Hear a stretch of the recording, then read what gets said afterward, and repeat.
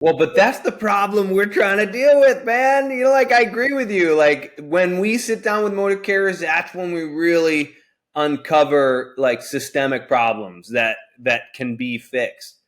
And that's a really helpful process, but boy, we can't do enough. Tens of thousands of motor carriers are unrated, maybe hundreds of thousands. Yeah. I don't even know. Are totally unrated, have never been visited. Trucking is difficult. It's an essential industry that every corner of the nation depends on, even without knowing it. To the average consumer, the supply chain is magic, and sometimes a black hole. Products on store shelves, dinner on restaurant tables, packages on doorsteps. It's expected to be there on time, every time, and only recognized if there's a service failure. But how is a sausage made? Who's talking about the issues that matter to trucking companies? Welcome to True North Truck Thought, or the TTT Pod for short. A monthly podcast hosted by Scopelitas Transportation Consulting and brought to you by True North Companies. We're here to demystify the magic, address the black holes, and to talk trucking to the industry we love. Whether it's latest research, upcoming laws and rules, safety issues and solutions, or practical discussions about real-life supply chain challenges, the TTT Pod is here to help the most important industry in our country to navigate its greatest challenges and opportunities. We bring together some of the best and brightest experts to talk about and tackle some of the most pressing industry issues. So without further ado, I'm Steve Kepler. And I'm Sean Garney. Let's get trucking. Hello and welcome back to our podcast. This year's been a busy one for FMCSA. They've been working hard to shore up their enforcement programs and try to keep up with the rapidly growing and evolving industry. That's been difficult, however, because you see, FMCSA has a numbers problem. According to the Federal Motor Carrier Safety Administration, the large truck and bus industries have approximately 484,000 for-hire carriers. If you add the private motor carriers to this, we're at over 620,000 regulated carriers. These carriers utilize 8.7 million drivers and over 14 million large trucks and buses. Unfortunately, those tasked with monitoring these folks are severely outmatched. On roadside, FMCSA and its state partners only inspect around 3 million vehicles annually. Indeed, they only have the resources to complete approximately 12,000 carrier investigations annually. That's a problem, especially for a group that relies on touches to achieve its objectives. Essentially, this really means relying on the presence, physical or virtual, of law enforcement to encourage compliance with the rules. These touches come in the form of activities like roadside inspections, enforcement blitzes, and in-depth investigations known as compliance reviews. But with the hundreds of thousands of motor carriers without a safety rating, only 12,000 investigations annually, and tens of thousands of motor carriers entering the industry each year, we, as I said before, have a numbers problem. And so FMCSA has spent much of this year outlining ways in which it can use its resources to more effectively identify less safe motor carriers for investigation and intervention. Earlier this year, we took a deep dive into FMCSA's proposed changes to its enforcement prioritization tool, Compliance, Safety, and Accountability. Today, we're here to talk about how FMCSA is considering a fundamental shift to the way it rates motor carriers, referred to as its safety fitness determination process. Joining us today on the podcast again is Bert Mayo, Vice President of Risk Solutions at True North.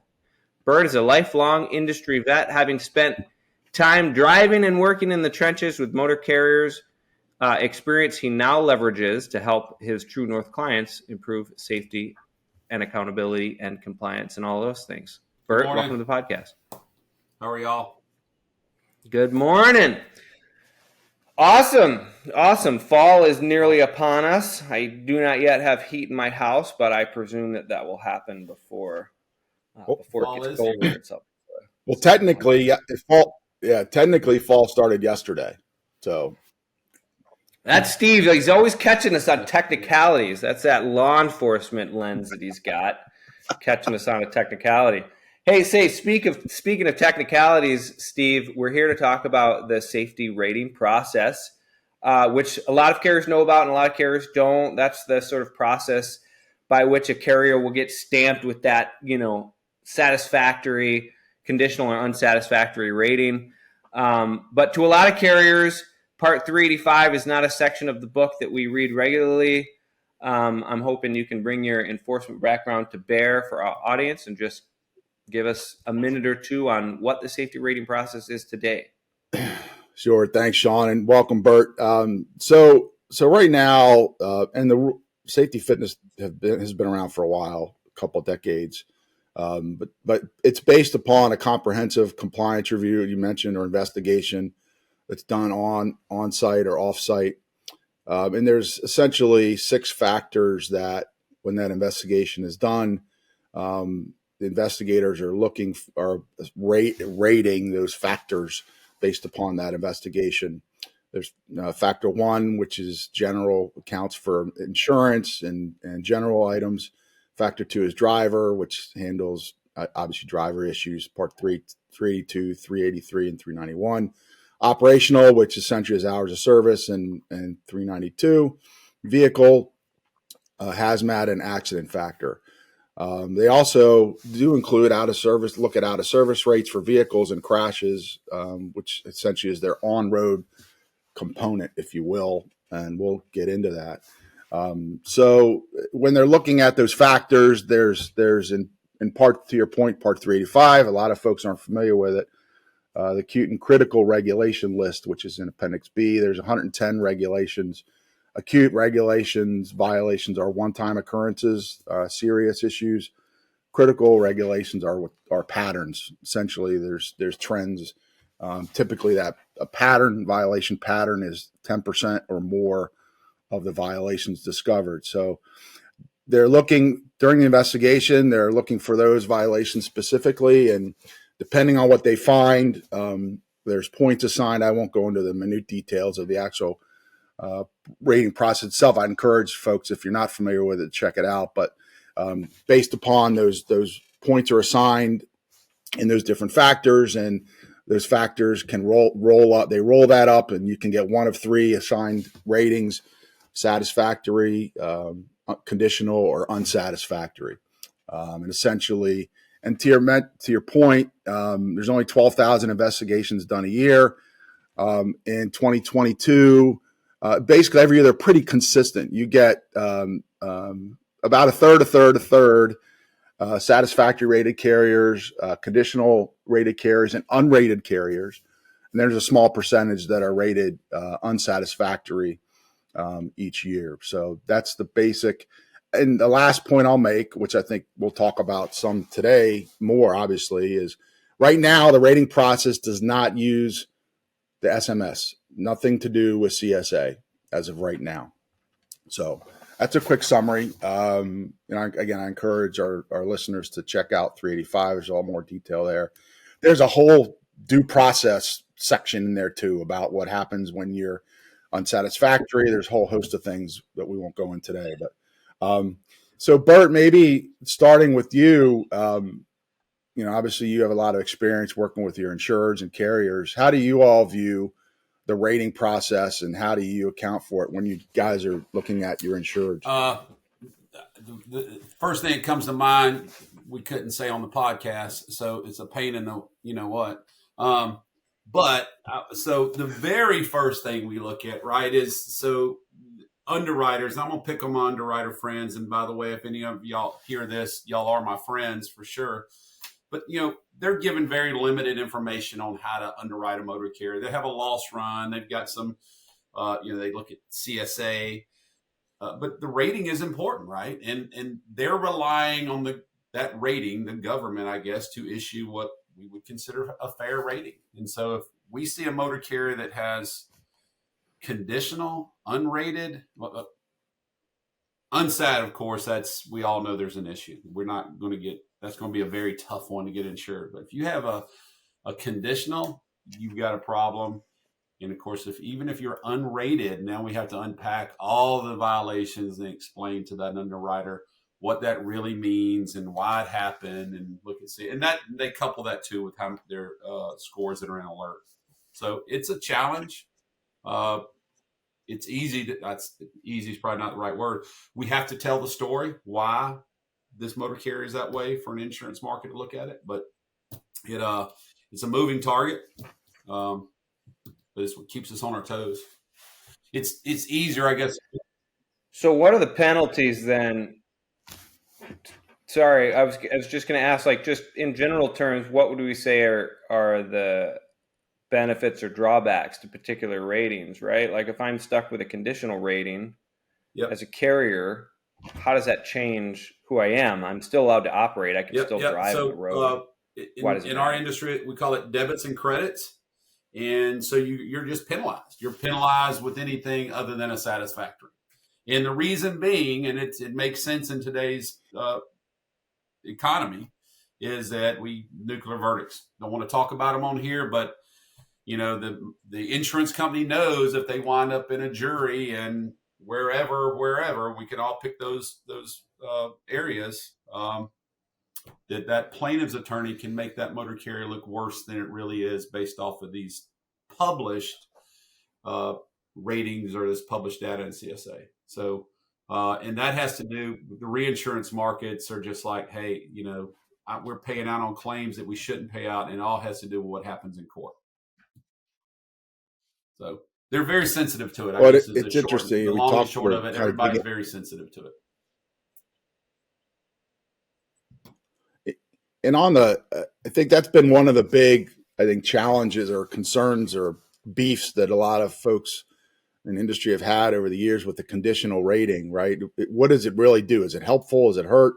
And you could be many carriers that have, because it's a snapshot in time, they can have that conditional rating, in some cases, years, decades, even. Right. So what does that even mean? Like, I'm conditional to what? It's conditional is like, I'm conditional if I change. I'm conditioned on this changing.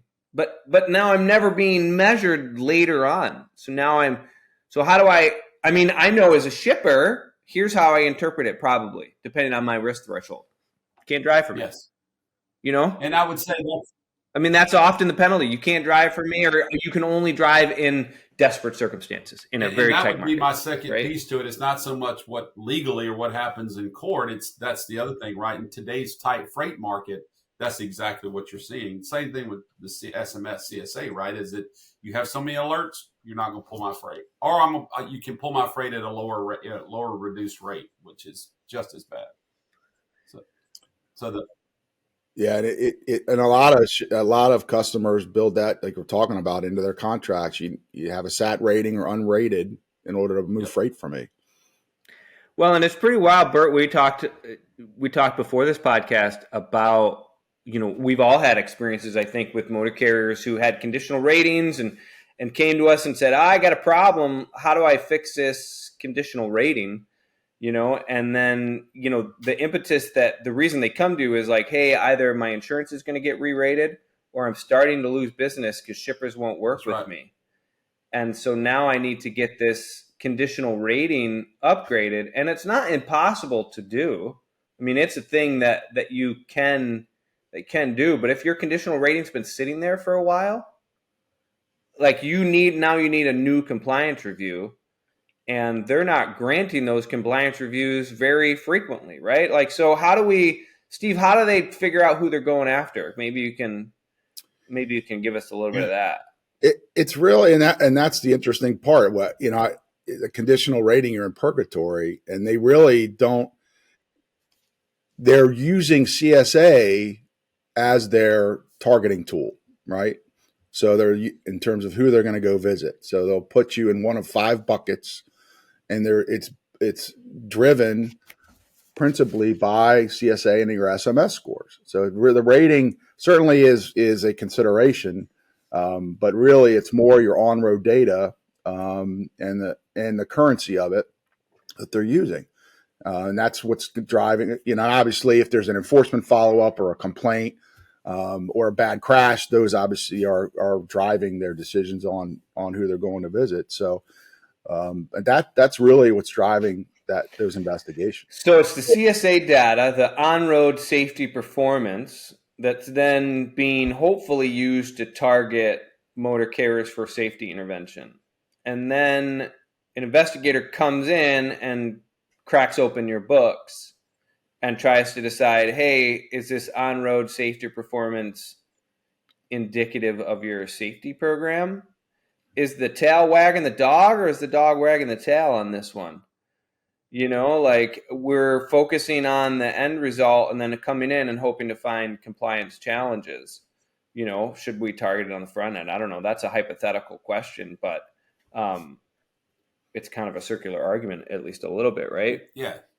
Well, so then, yeah, I guess. Go ahead, Bert, please. That's exactly right. I mean, then they don't use the SMS data for the review, right? It's all to your point, it's in your books, right? And that just, I mean, we've all got stories, I'm a motor carrier advocate. That's my life. But I mean, I've got stories. I've seen motor carriers out there firsthand that should not be on the road. And then I've seen motor carriers that are doing a great job. We talked about it briefly, that you have some of the best programs out there, but you get the AHA inspector, and I'm not against my FMCSA enforcement officers or investigators, but it's the gotcha, right? Oh, I got you on this technicality, so now I'm going to give you a conditional rating, and that financially impacts that motor carrier in a big way.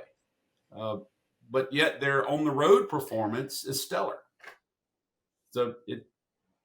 Well, and we're getting to like a bigger and more important point here about sort of how do we measure safety necessarily? And we think we'd all agree, like, kind of what happens on the roads is a better indicator of the safety posture of a particular motor carrier. But there's lots of folks that we've talked to that say, hey, I'm doing everything I can here. Ultimately, it's the driver on their own, and I can't necessarily control their actions. So that is a particular problem. But when they finally come in and look at you, and getting to this point, Bert, what they're looking for, as Steve mentioned before, are critical and acute violations, right? A shorter list of violations that can possibly impact your score. So FMCSA and whomever else at some point decided that these are the violations that are going to matter the most, and that we're going to base your safety rating on. So let's play a game. I have calculated the number of critical and acute violations that can possibly be written by law enforcement during a compliance review that would impact your safety rating. Can you guess the number? Closest wins. Price is Right rules. Can't go over. 110. 110. 110. I'll say 100 and okay. There's a rat. There's a rat among us. Somebody already knew the answer. Well, he did mention that earlier in his book. Just agree with Steve at this point, Bert. Come on. He already knew the answer. I didn't even prep him for this. Okay. All right. How many acute violations? Oh, I don't know that answer. I do. I'm sure you do. No, but I think that's an interesting piece to peel back a little bit, right? Yeah. So, there's been with the latest CSA proposed changes, a lot of conversation has been about severity weighting and timeliness weightings of different violations. And FMCSA just put these acute and criticals in the book and they've left it. It's been there forever. So are those the right ones, right? And they raised this in their notice. Are they the right ones? And what should be the focus of those? Should they, because a lot of people view that, okay, are these really safety focused regulations or are they administrative in nature? And so that's an important thing to unpack with the purpose of the rating. Is the rating a compliance rating or is it a safety rating? Or both, and I think, Bert, you raise a really important point that to me is not, we can't lose sight of, is regardless of what's happening with the carrier and their on-road experience, you really need to get face-to-face with them because that helps you understand. Looking at the data is one thing, but getting in there and working with them and understanding what's driving those things is really important. Those compliance reviews are very intensive. So, well, but that's the problem we're trying to deal with, man. I agree with you. Like when we sit down with motor carriers, that's when we really uncover like systemic problems that can be fixed. And that's a really helpful process, but boy, we can't do enough. Tens of thousands of motor carriers are unrated. Maybe hundreds of thousands. Yeah. I don't even know. Are totally unrated, have never been visited.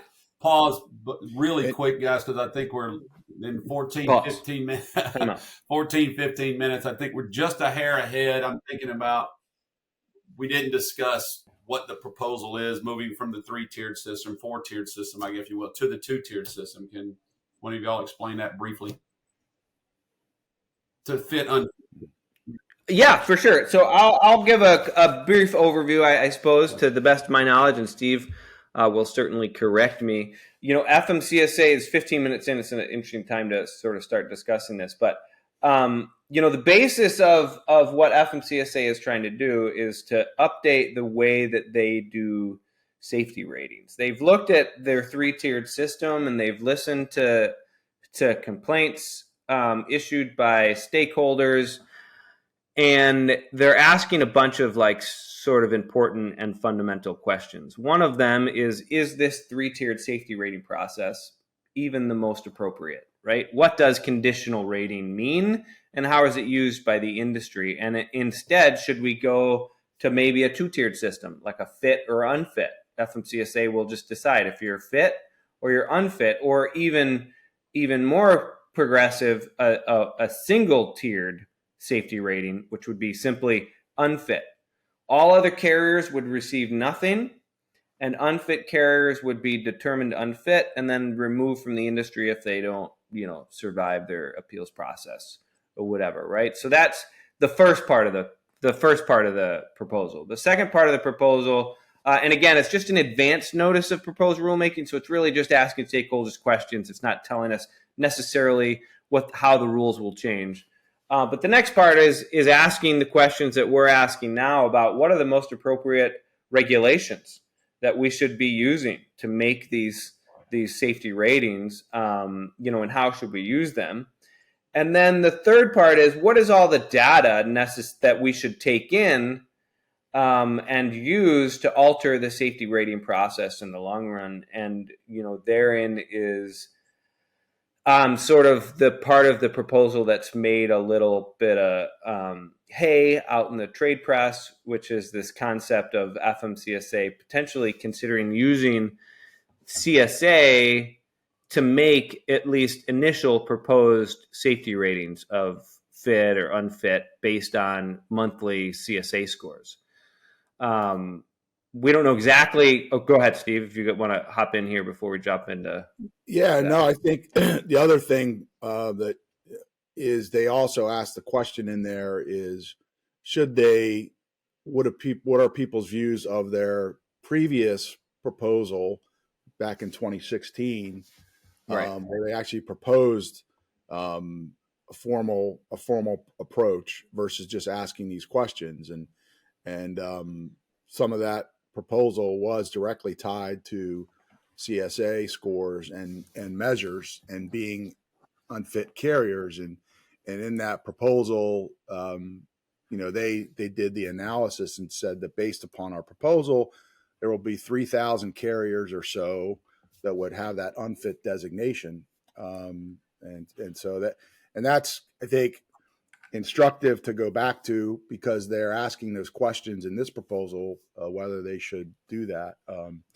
Well, and let's break that down a little bit, because I think that's important, Steve. It made a lot of hay. I was at ATA. You might have been at CVSA at the time. The NPRM dropped, and of course, it made a lot of hay because at the time the industry was still super anxious about CSA and the accuracy of CSA, and the notion that FMCSA would use that flawed system to make safety ratings made people nervous on its face. But when you dug into the proposal, you could see that they weren't proposing to use what we understand as alert thresholds in CSA to determine people were unfit. They instead elected to decide which basics were most closely related to future safety risks, so like the unsafe driving, hours of service, combine those two and to create new sort of failure thresholds, which are very, very high. They're based on your safety event group,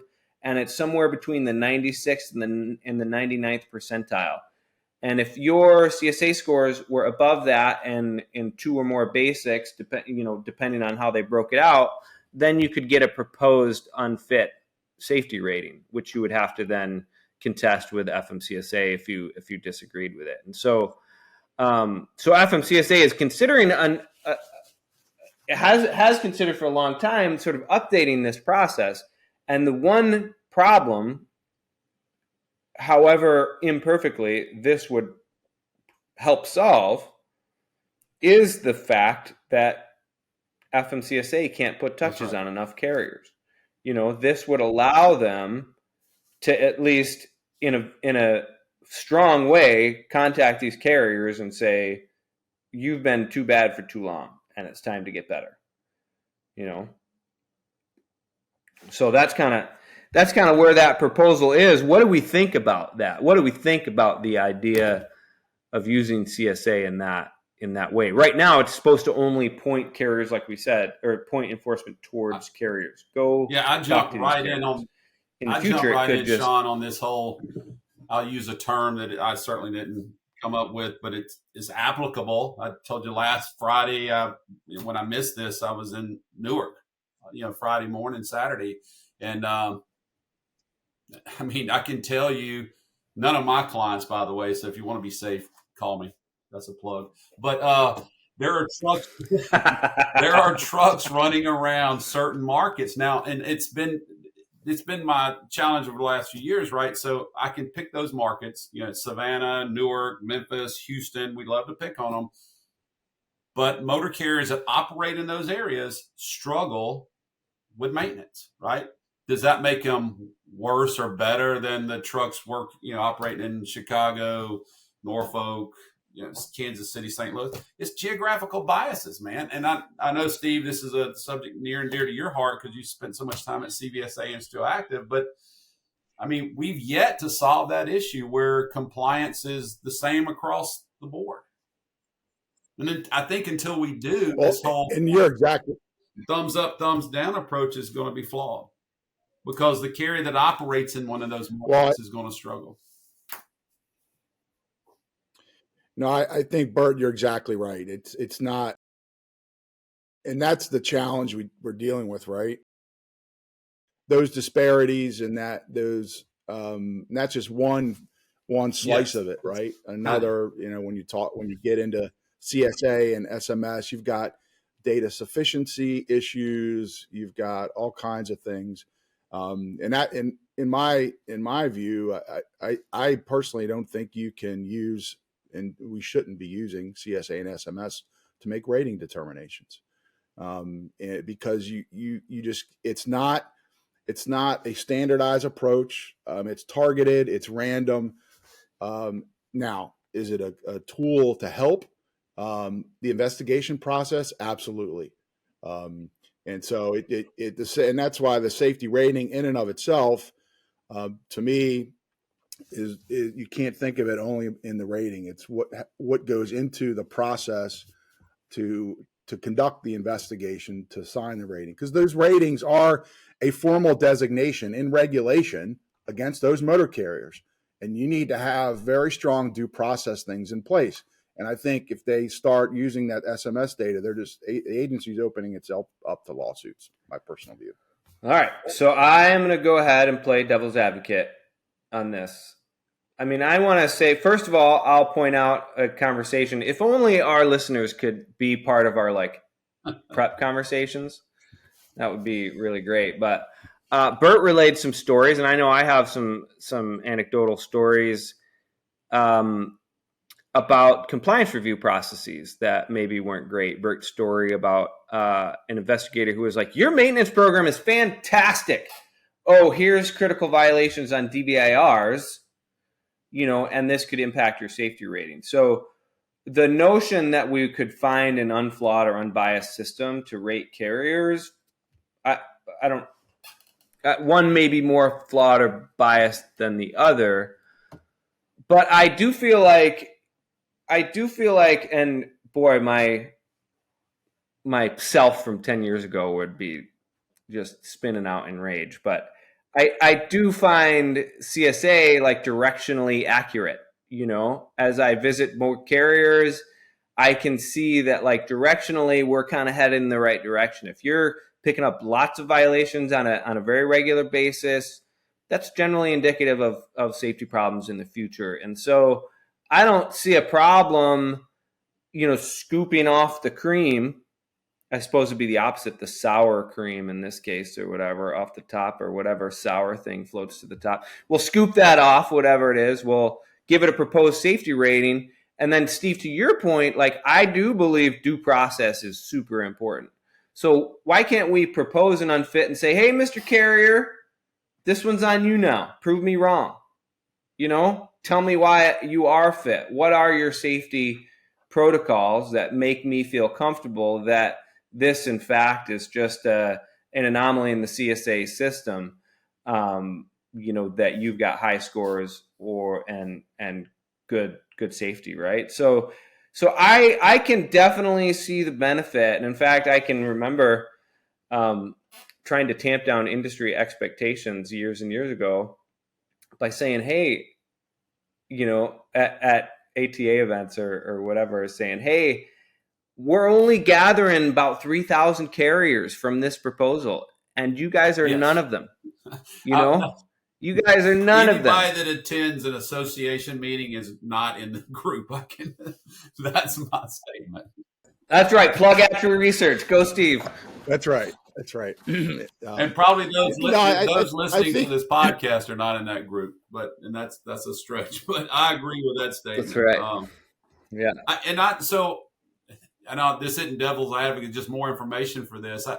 I look at the categories that impact them in an insurance market and probably impact them in today's freight market with their customer. But I take three basics, and the ones that I'm not going to throw them out to your point, Sean, but I just don't know they're as indicative as they should be. I can show you motor carriers today, as we all can, who are in the 90s in maintenance, or in the 90s in fitness, and are in the 90s in hazmat.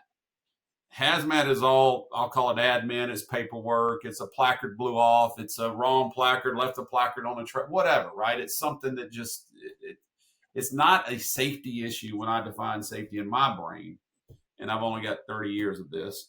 Our fitness, we are still dealing with fitness, med certs tied to, and how it gets written on the road, and then a marker light out, right? And I use those as extremes.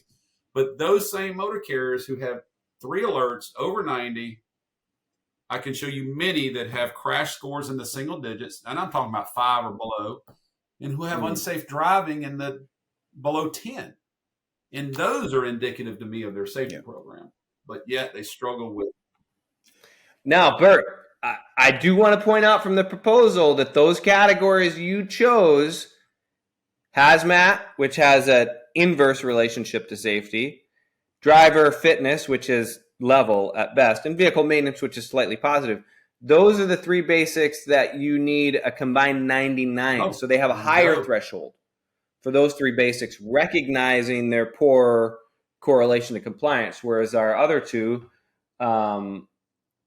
unsafe driving and hours of service, and crash, those have a slightly lower threshold. So they've accounted for that. And I have experienced those carriers too, where you're like, you're just no good at paper chase, but you're a pretty safe carrier.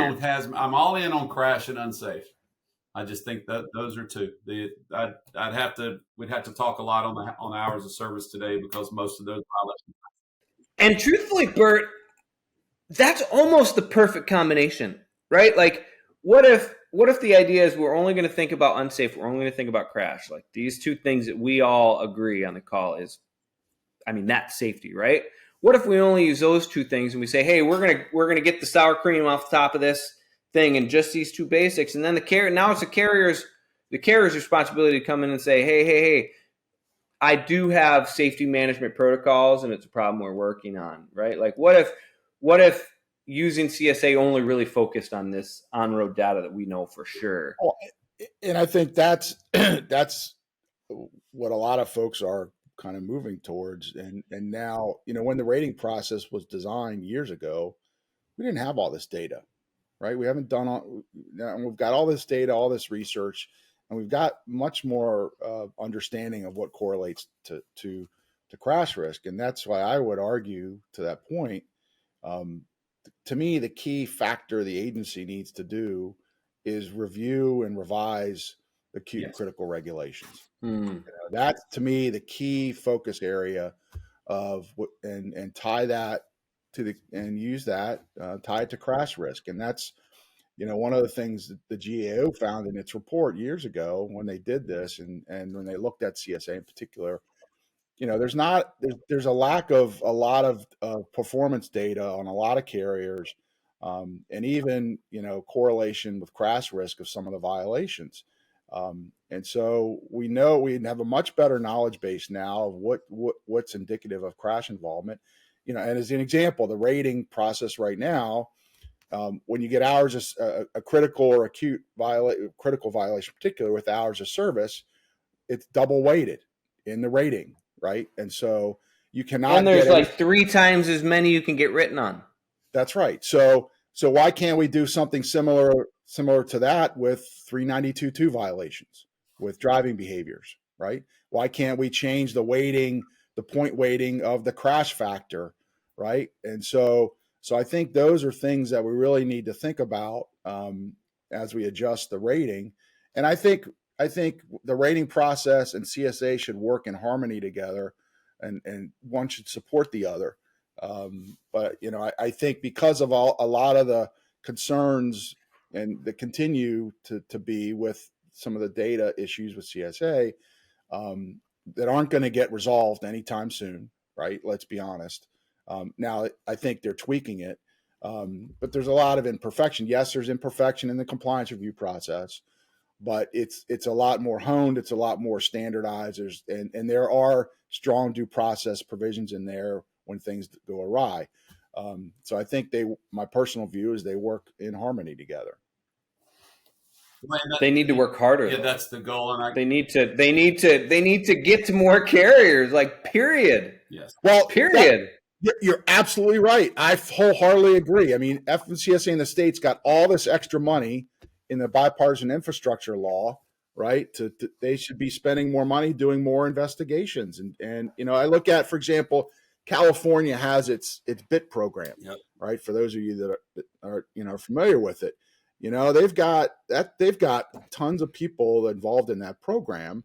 And when they quarterly terminal and vehicle inspection in California, so they have a selective process of how they do things out there. And when they find they do their investigations and they put things in different buckets, similar to FMCSA. They have different factors, but when they find a deficiency in that factor, they don't just leave it, set it, and forget it. They tell that carrier, fix your problems. I'm going to be back in 120 days to verify that you fixed them, right?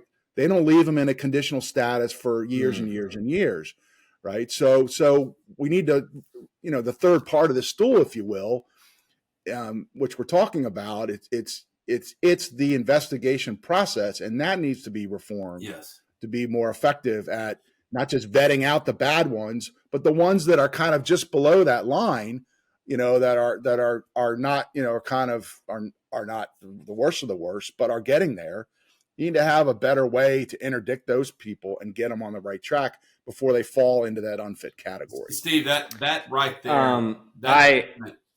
and I'm sorry, Sean, but that is exactly what I think needs to happen. And I'm going to quote the greatest human being on the planet. I'm sorry, it's neither one of y'all, but it's Mr. John Biblis. But him and I were talking about this. And JB.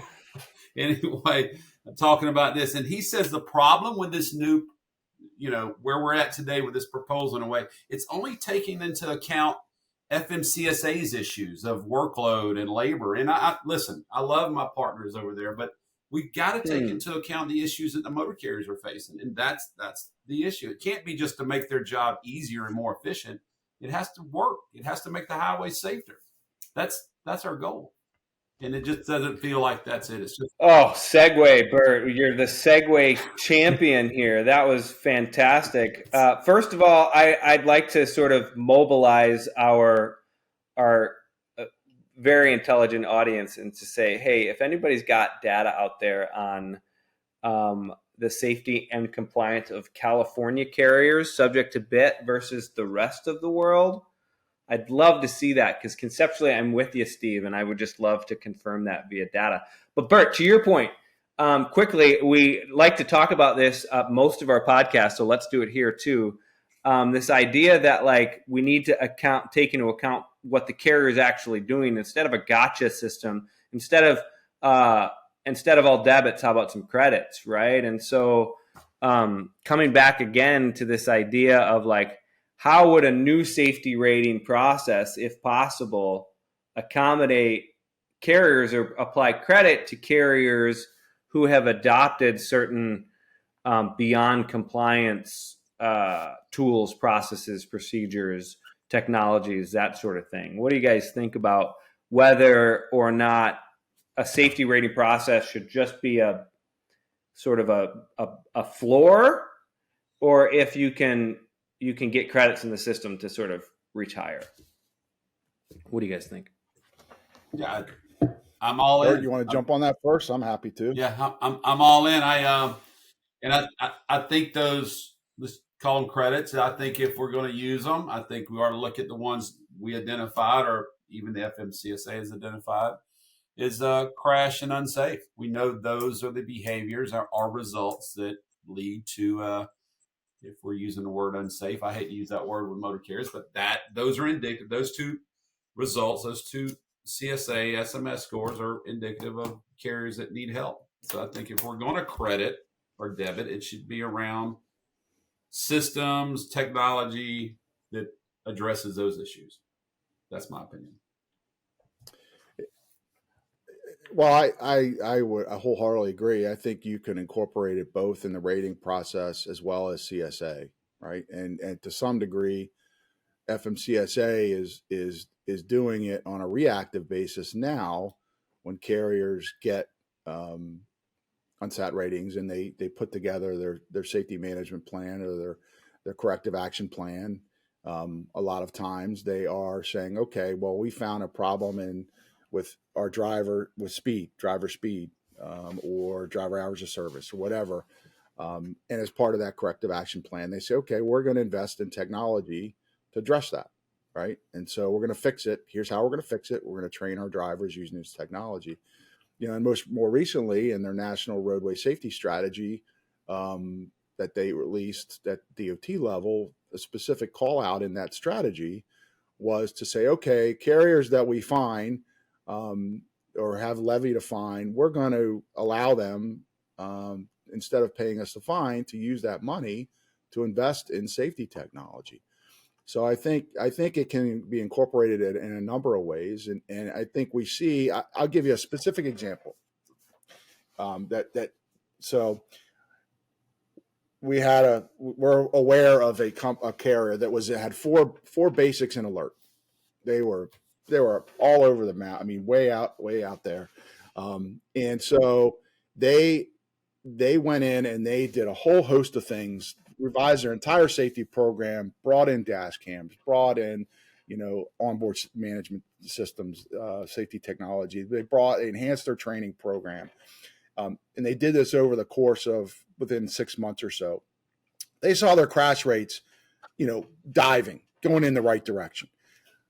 But their CSA scores they haven't changed yet because of the way the system works. So their crashes were going down, and their scores are neutral or going up, and so before they had their insurance, their previous insurance renewal, they got a D from their insurance provider.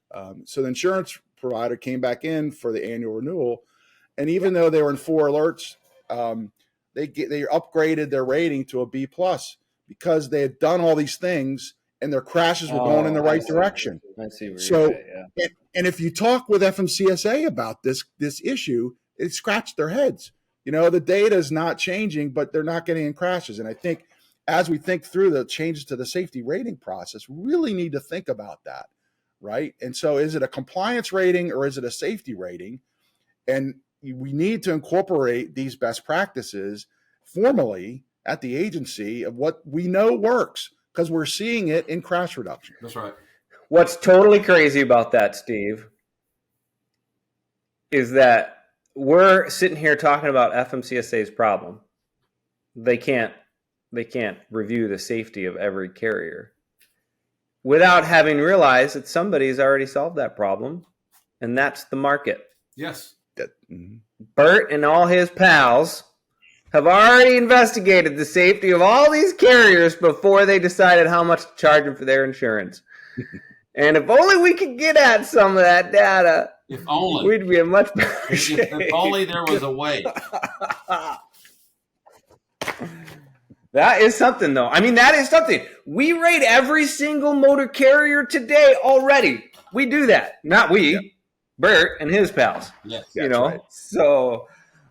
So interesting. It can be done, ladies and gentlemen. It can be done in an open market, right? Sean, you know what that's called, right? That's that insurance premium invoice they get. That's their rating, right? I mean, that is real-time results. That's right.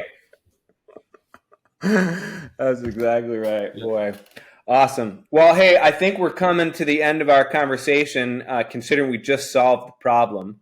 So that's great. If you're listening and you think we have solved the problem, comment below, because we've got to really pressure the industry to get this thing done. But and I want to remind, as usual, I always remind everybody. Please remind everybody of the comment period, because this is important. Everybody needs to get on, tell them what they think. Oh yeah. October 30. Comments are due on this proposal. You can go to www.regulations.gov and I think search safety fitness procedures, and it should bring you to the page, and you can read the proposal and you can comment afterwards. And Bert's right, and we always encourage this. Comments work; they help. So if you have opinions on the topic, FMCSA should hear them for certain. And if you just want to drop a link to this podcast in the docket, that'd be fine too. So in any event, Bert, as usual and as always, we really appreciate you on the podcast today and your opinions. I want to give everybody an opportunity for a final say. My final say is I'm glad that we just solved a pretty big problem on this podcast today. So there's nothing left for me to say except for drive safe, everybody out there. And with that, I'll pass it to Bert, and Steve, you can take us out at the end. Thank you, everybody. Same thing. The only thing I can leave with is be safe. Thanks for everybody getting on and listening, and appreciate all my underwriting friends out there. Appreciate all of you. Holla. Well, and I think the last thing I'll note to echo, for the listeners, the carriers particularly, please comment, because I think FMCSA needs to understand what goes on within your operation and what's driving safety, right? And compliance does not always equal safety. And as they contemplate their changes to the rating process, they really need to think about what its intent is. And if it's really intent on improving safety, it needs to be reflective of that, and they need to hear from you. So, with that, thanks for listening to this episode of True North Truck Thought. If you enjoyed the topic today and want to tune in for future conversations here on the Triple T Pod, make sure to follow us. Also, please don't hesitate to let us know which topics you want us to cover in future episodes. Drop us a line in the comment section or send us an email to transportationnews@truenorthcompanies.com. Thanks, and have a safe day.